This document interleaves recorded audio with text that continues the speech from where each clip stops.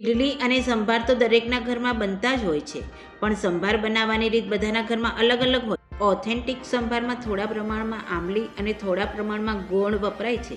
એ સ્વાદ ઘણા લોકોને ખૂબ જ ગમે છે. મારા ઘરમાં ગોળવાળો સંભાર કોઈને ખાસ પસંદ નથી.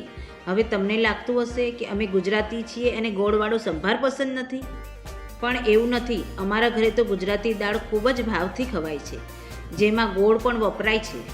પણ ખબર નહીં કેમ સંભારમાં ગોળનો સ્વાદ કોઈને જામતો નથી, એટલે હું સંભારમાં ગોળ નાખતી નથી અને આંબલીની જગ્યાએ કોકમ વાપરું છું. એટલે મારો આ સંભાર ઓથેન્ટિક તો નથી, પણ અમારા ઘરમાં ટેસ્ટ પ્રમાણેનો છે. વર્ષોથી અમે આ જ રીતે બનાવીએ છીએ, અને સાચું કહું તો ઇડલી સાથે આ જ સંભાર અમને સૌથી વધારે ભાવે છે. અને આખરે રસોઈમાં સૌથી મહત્ત્વની વાત તો એ જ છે કે ઘરના લોકોને જે સ્વાદ ગમે એ જ સાચો સ્વાદ. હવે તમે કહો, તમારા ઘરે સંભારમાં ગોળ નાખે છે કે નહીં?